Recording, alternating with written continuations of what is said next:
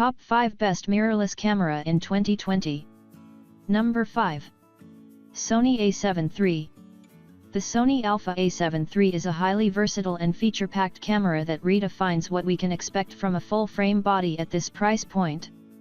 It delivers crisp and satisfying images from its 24-megapixel full-frame sensor, captures good-looking 4K video in either full-frame or cropped APS-C modes, handles itself confidently for action with 10 fps bursts and phase-detect autofocus across almost the entire sensor, while also being ideal for events with excellent face and eye detection as well as the chance to shoot in genuine silence. Pros shooting one-off occasions will appreciate the security of twin SD card slots. Studio shooters will enjoy the high-speed tethering and USB power, while travelers and social photographers will love the Wi-Fi and seamless location tagging over Bluetooth. Oh, and as a third-generation Sony A7 model, the A7 III also enjoys the better controls and bigger battery of the A7 III, which essentially banishes previous concerns over mirrorless. For anyone desiring full-frame, the A7 III could be all the camera you need and also the model to tempt many DSLR owners into switching. Coming in number 4. Fujifilm X-T3.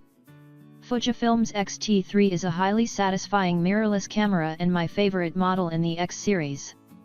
It may look a lot like the earlier X-T2, but Fujifilm's latest 26-megapixel X-Trans 4 sensor brings big improvements to autofocus, now across the entire frame, burst speed, up to 11 fps mechanical or 30 fps electronic, and especially to video, 4K up to 60p with 10-bit internal recording.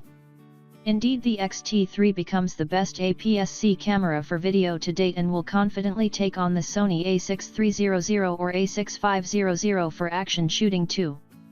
On the downside, there's no built-in stabilization, fairly average battery life, and skewing restricts the usefulness of the electronic shutter modes.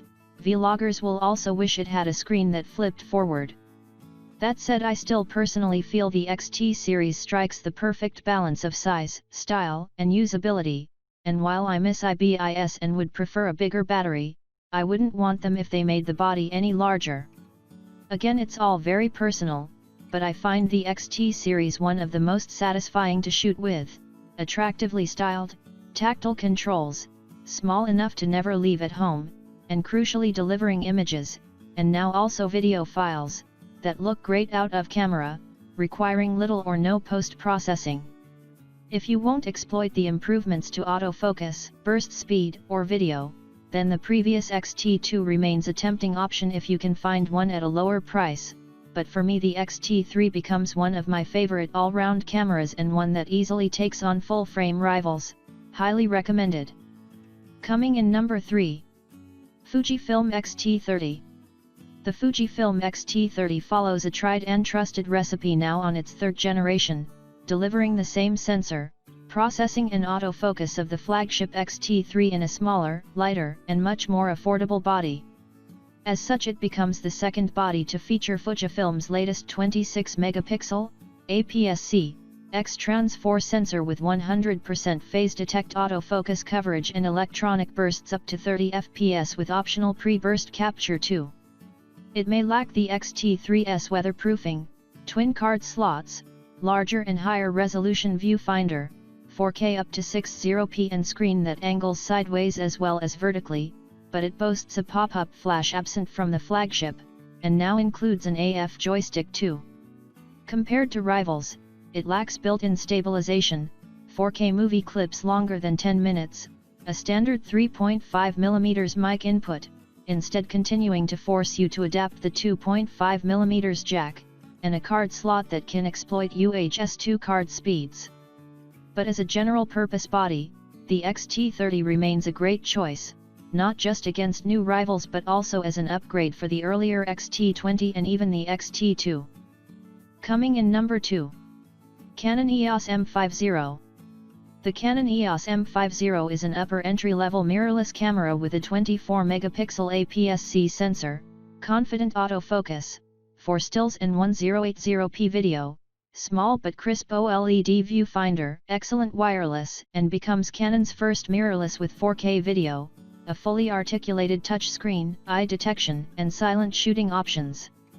Sadly, the 4K is of limited use, employing a severe crop and only working with less confident contrast-based autofocus. I'm also frustrated there's no USB charging, especially since the battery is fairly weak. But these aside, the EOS M50 remains a highly compelling model with a compact but comfortable body, effective touchscreen, industry-leading wireless, confident focusing for 1080p video, and great colors out of camera.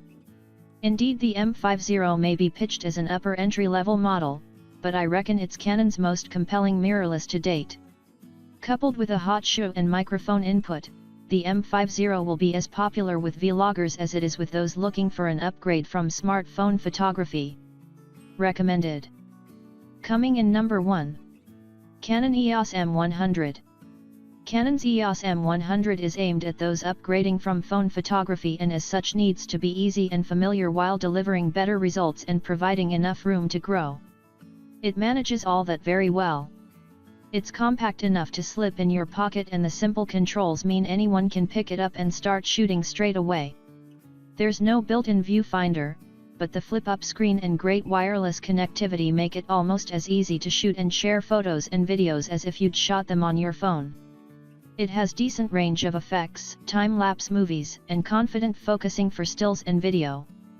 Beyond that, it offers the same 24-megapixel APS-C image quality as the more sophisticated EOS M6, the same fast and accurate dual-pixel AF, 1080p video, and reasonable 6 fps, 4 fps with continuous AF, continuous shooting.